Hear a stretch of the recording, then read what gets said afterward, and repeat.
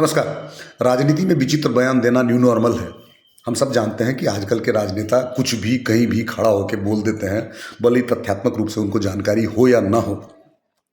और एक समाज के तौर पर हम इतने बंट चुके हैं, इतना हमारा ध्रुवीकरण हो गया है राजनीतिक दल के नामों पर, कि हम सच को सच, सही को सही और गलत को गलत कहने का मादा अब हम में रहा नहीं है। देखिए, नॉर्मल एक राजनेता अगर कहीं कुछ मंच पर खड़ा होकर बोल दे तो बात फिर भी समझ में आती है, लेकिन एक संवैधानिक पद पर खड़ा व्यक्ति, बैठा व्यक्ति, जिसकी अपनी संवैधानिक जिम्मेदारियां हैं, जवाबदेही है, वो अगर कुछ फालतू बयान दे और कोई कुछ ना बोले तो बड़ा विचित्र लगता है कि हम किस ज़माने में रह रहे हैं। देखिए, कल दिल्ली विधानसभा में दिल्ली की मुख्यमंत्री श्रीमती रेखा गुप्ता जी ने एक विचित्र बयान दिया। इन्होंने कहा कि भगत सिंह और बटुकेश्वर दत्त जी ने जो नेशनल असेंबली में 8 अप्रैल 1929 को जो बॉम्ब फेंका था, वो तत्कालीन कांग्रेस सरकार के खिलाफ फेंका था।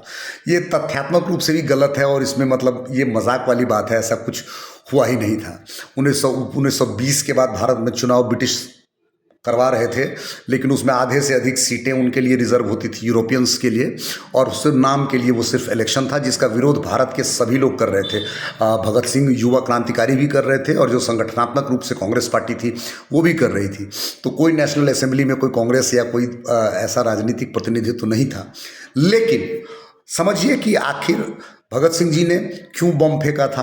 उनका इरादा किसी को मारने का तो था नहीं, उन्होंने ऐसे जगह पर बॉम्ब फेंका जहां कोई बैठा हुआ नहीं था। वो सिर्फ अपना विरोध ब्रिटिश व्यवस्था तक पहुंचाना चाहते थे। उनका विरोध था क्या?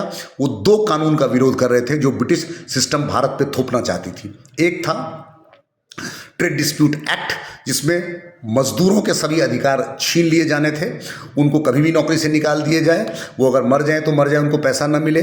मतलब मजदूरों के खिलाफ वो कानून था, जिससे बहुत आहत थे भगत सिंह और तमाम युवा क्रांतिकारी। और दूसरा जो कानून था वो उससे भी विचित्र था, वो था नेशनल पब्लिक सेफ्टी एक्ट। ना, पब्लिक सेफ्टी एक्ट एक ऐसा एक्ट था जिसमें ब्रिटिश सरकार कह रही थी कि राष्ट्रीय सुरक्षा के नाम पे बिना FIR, बिना किसी जांच के, बिना किसी रिपोर्ट के, सिर्फ एक पदाधिकारी के इंस्टिंक्ट पे, इंटरनल फीलिंग पे, वो किसी भी व्यक्ति को राष्ट्रीय सुरक्षा के नाम पे इनडिस्क्रिमिनेटली और इनडेफिनिट पीरियड तक जेल में डाल सकती है। मतलब ये किसी को भी कभी अरेस्ट कर लो, कोई FIR मत करो, कोई अदालत में पेश मत करो। तो ऐसा कुछ नियम था जिसके खिलाफ उन्होंने बॉम्ब फेंका था। और रेखा गुप्ता जी को एक और बात जान लेना चाहिए, वो जो ब्रिटिश सिस्टम वाला पब्लिक सेफ्टी एक्ट था वो अमित शाह जी 2019 में दोबारा लागू कर चुके हैं।